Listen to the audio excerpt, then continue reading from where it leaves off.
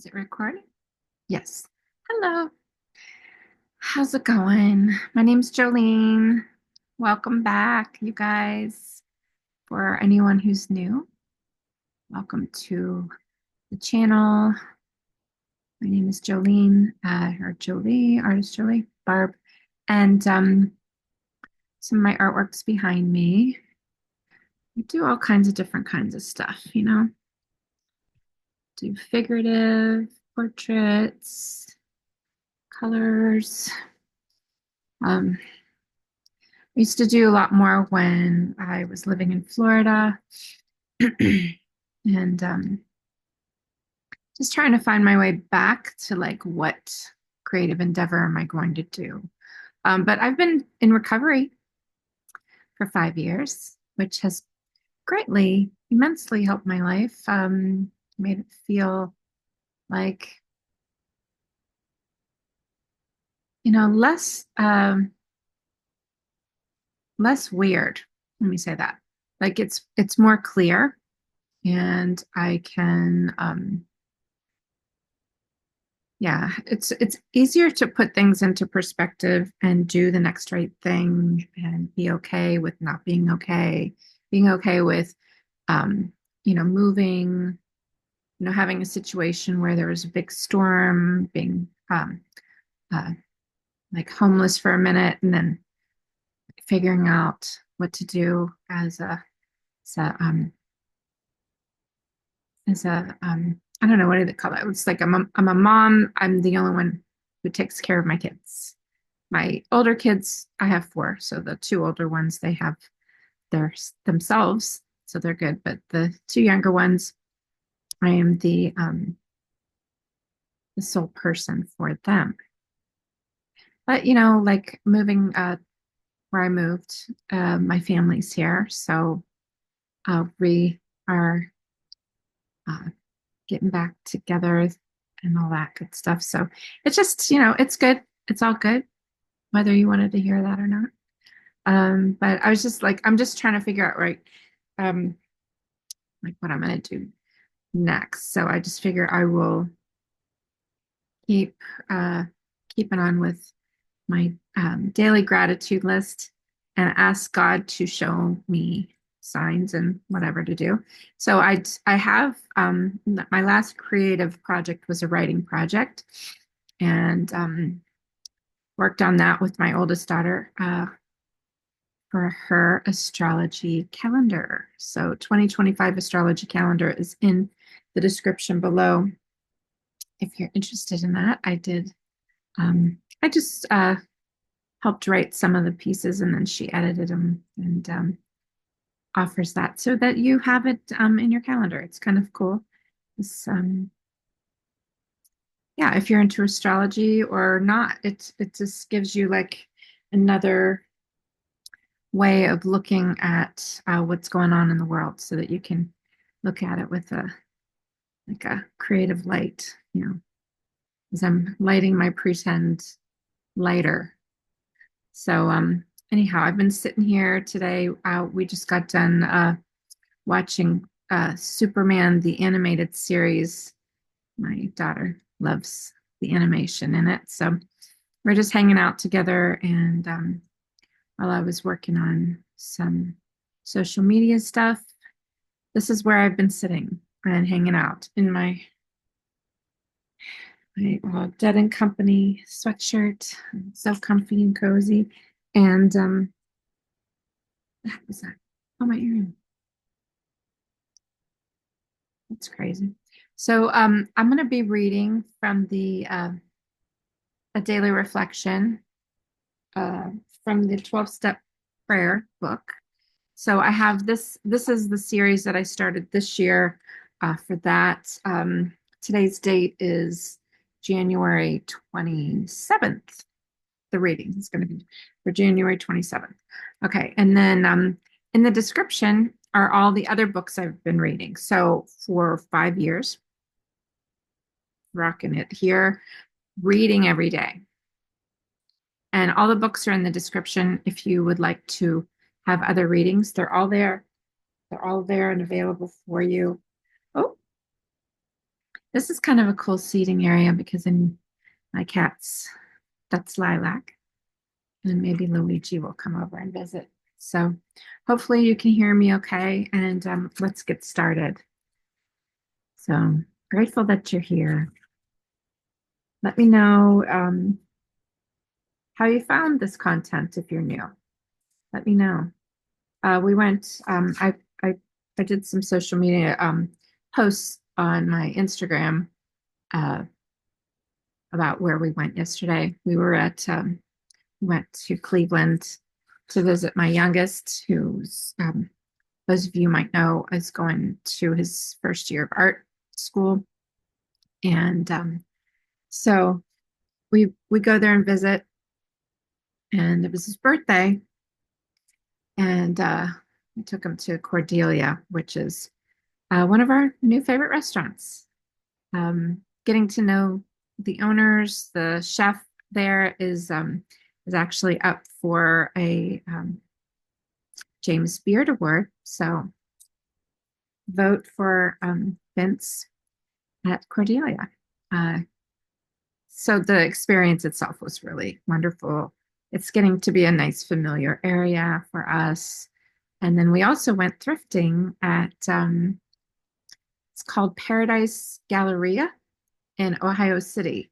So just getting to taste a little bit of the culture that is in and around, that's not too far away from us. We're like an hour and a half away. So yeah, so we had a nice family day doing the things we love to do, you know, thrifting, fashion, and seeing all the little things and the creative ways to have like fun sustainability and curated little booths. And it was busy. It was bumping, really. And yeah, we got to get dressed up a little bit, got to spend some time. And my youngest also drew, like when he was there when we were all there last time, about a month ago, I think, maybe less. Um, he was drawing us as we were sitting there in the restaurant, and then sent it to one of the owners, and they hung it up. They printed it out and hung it up, and my youngest got to sign it, so that was really cool. It's really nice. I don't know. So anyhow, let's get started with the prayer. So page 46, 65. 46, 65. Let's see where we're at. All right, so it's a little bit of a longer prayer. It's called the 12 Rewards. All right, here we go. Spirit of the universe, I humbly ask for your help so I may continue to realize the rewards of recovery. 1. Hope instead of desperation. 2. Faith instead of despair. 3. Courage instead of fear. 4. Peace of mind instead of confusion. 5. Self-respect instead of self-contempt. 6. Self-confidence instead of helplessness. 7. The respect of others instead of the pity and contempt. 8. A clean conscience instead of a sense of guilt. 9. Real friendship instead of loneliness. 10. A clean pattern of life instead of a purposeless existence. A clean pattern of life instead of purposeless existence. 11. The love and understanding of my family instead of their doubts and fears. 12. The freedom of happy life instead of the bondage of addiction. Amen. God, grant us serenity to accept the things that we can't change, to have the courage to change the things we can, and wisdom to know the difference. God's will, not mine, be done. All right, so we did the prayer. We said the serenity prayer. I overshared again, like I always do. And do you want to read from, I have the Untethered Soul here. Um, I have my, so now you can see this is one of my pieces of art. So it's similar to the colorations that I have here. These are the ones that I had when I was in Florida. And now decorating my, they're decorating, they're waiting to be shown somewhere else so that I can do a new body of work. Yeah. Cheers to that. So instead of tea, I have bone broth, a little bit of butter, and salt. So it's so good. It's so good. Mm, I love it. It's like savory. It feels it feels good. I like it. It's a little it's different than sweet tea or tea. The detox tea was I'm almost done with it, but like I was getting sick of the flavor. So I thought a little variety won't hurt. So, all right. So The Untethered Soul is a book that I started reading before I was in recovery. I was with my my friend who we were engaged to be married, uh, and uh, the last person in my life that got uh, to the core of like it. I felt like he was the spoon that flipped my lid into recovery because I didn't realize that I needed any of that. I thought that I was enough to make him stop. But yeah, no, it's I'm really grateful for that. I felt like that was a divine intervention. And so he had got me this book because it was given to him by his sponsor. And I'm like, okay, I want to get to know what's going on here. And but it's about the so the untethered soul, to break it down, is about being the observer, to know that you're not necessarily the person or the being thinking your or are creating your thoughts that are, like you're like, I don't know why I'm thinking that, or like maybe you'll get a divine thought because like in the form of a piece of music. I used to get that a lot because I'm 58 and I've been a childhood trauma survivor, and that's why I'm in Al-anon, because that was a qualifier as well. Like, because when you grow up in a situation where the family has addictions and you're affected by that, because then you have codependency and traumas and things that and being parentified and all that jargon, ADHD, jargon, jargon, jargon. But then you get these thoughts and fears that you don't know that you're like, where is this coming from? You think maybe they're from God, or maybe they're from, maybe that's, so you're like, who do I listen to? What's going on up here? Like they're contrasting, they don't make sense. And am I lying to myself? Am I delusional? How do I be happy? This didn't work. So settling that down, Al-anon kept it simple for me and easy, but I was so resistant to go. So if you happen to get what I'm laying out here, it's not as bad as you think. It actually is helpful. It was helpful to me to go to meetings because I needed that kind of like, I needed to like go get in there right now. And but my practice has been to just show up here and read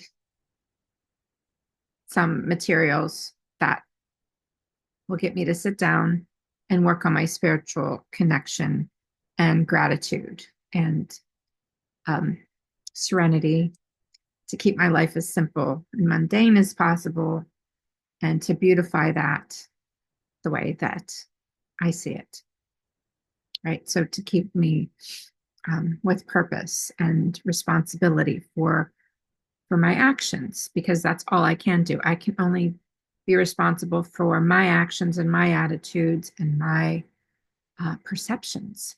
And I didn't know how to shift them until I did the 12 steps. So, blah, blah, blah. All right, let's just open up the book. Freeing yourself. Okay, so you want to just maybe I'll just read, since we'll just read chapter 1 a little bit. The voice inside your head. Shoot, I can't remember her name. What is her name? Darn, here she comes. What is it, Sally Sue? She just told me yesterday. What's the matter with me? This is going to be embarrassing. So in a case, in case you haven't noticed, you have a mental dialogue going on inside your head. And it never stops. Just keeps going and going. Have you ever wondered why it talks in there? How does it decide what to say and when to say it? How much of what it says turns out to be true? And how much of what it says is even important? And if right now you are hearing, I don't know what you're talking about. I don't have any voice inside my head. That's the voice we're talking about. So it's, if you're smart, you'll take the time to step back, examine this voice, and get to know it better. Or if you're willing, I don't know. You could be smart and not be willing and not take the time. It's just me saying. So the problem is you're too close to the objective. So this is what we talk about here in this channel. So you have to step way back and watch it converse. While you're driving, you hear internal conversations like, wasn't I supposed to call Fred? Is anybody named Fred anymore?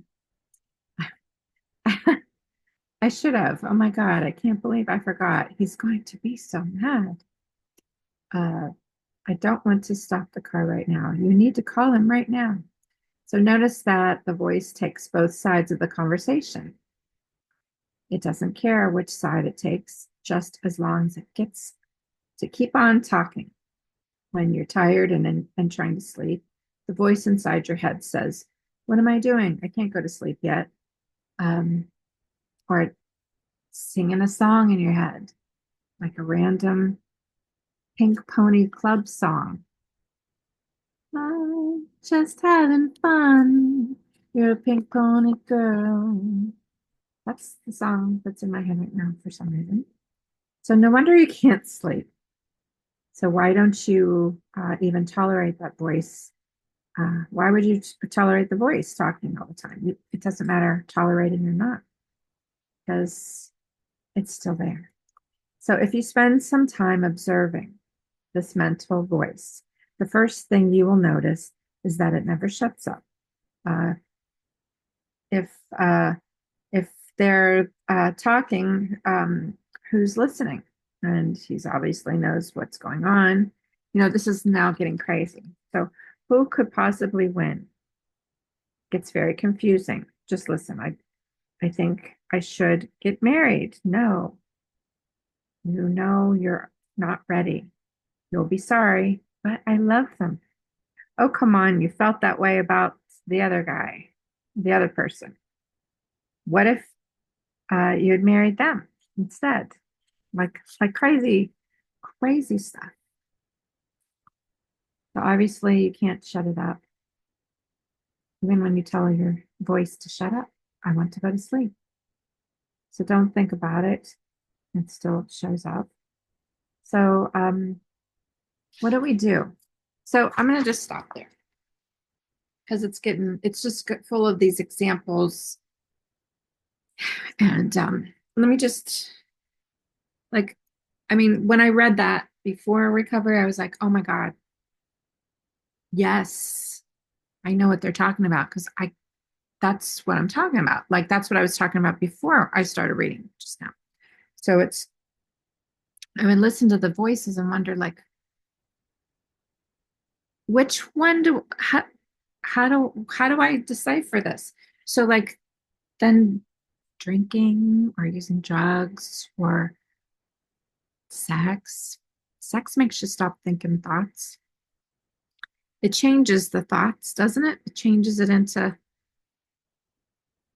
other thoughts that are full of fantasy and pictures and fun, right? So you think. But what it's doing for me when I realize it's squashing that thought, that crazy thoughts. So in recovery, being sober and because drinking will also stop the thoughts. It'll be like more of this, like you're just being and maybe squashing that, like right. And what do I want to say about that? So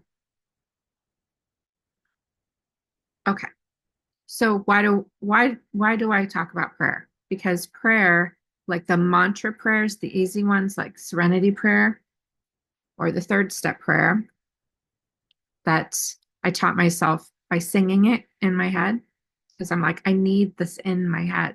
Because what it does is it takes up the space and squashes out the other stuff. So I'm singing the Pink Pony Club, but I'm like, oh my gosh, I keep doing that and it's not stopping. God, I offer myself to thee. Build with me and do with me as thou wilt. Relieve me of the bondage of self so that I may better do thy will. Take away my difficulties, so victory over them. Bear witness to those I would help with thy love, power, and way of life. May I do thy will always. Amen.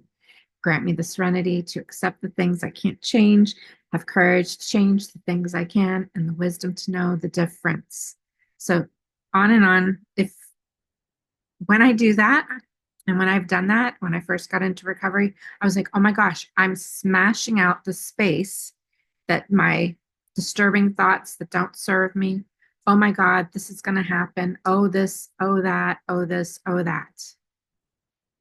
That wasn't serving me, or I can't sleep. So I'm going to replace the negative thoughts with something that's positive. That's why I read. Oh, I have the books here that I read because it gives me that time to have to replace those thoughts that don't serve. And not to say that I'm doing that all day because then, there's other parts of the day where I can cook something, I can make myself a broth or a tea, I'll cook something for my kids, I'll call my mom, I'll write, like I'll call like somebody that needs to be called. I'll get gas in my car, like, I don't need to necessarily pray or have any attention to the downtime for those intrusive thoughts because, like, you know what I mean? Like, I'm getting through the day, living life on life's terms without the crap. So, like, I'm selling you some soap, uh, selling myself the soap. I'm just grateful. I'm really grateful to have this tool. And this particular video way that I'm doing this, I can see myself. So I'm talking to myself, talking to you, sharing it, knowing that I'm just going to throw it out here. It doesn't matter what I look like, what's really happening around me. Hopefully it's pleasant in some shape or form, but it's here for me. It's here for you. It's also here in case something ever happens to me and my kids want to know who their mother is and what's going on and how I did it. And if they ever need help when they are ever searching for any. So that's just my story today. And so I love you guys. And I think I shared plenty. So please like and subscribe if you haven't already. Thank you for the joiners. I love you so much. I really love being here. I love talking to you individually. Send me an email. My email is in the description below. I do also tarot and astrology reading based on Carl Jung. Carl Jung's view of the archetypes and the analytical mind to uncover all those unconscious uh, things that are underlying so that I can continue to grow as a human being, uh, connecting and strengthening my spiritual practice. All right, so I love you. See you tomorrow. Come over tomorrow and I'll make you a broth. It's really good. It's delicious. It's delicious. I love you.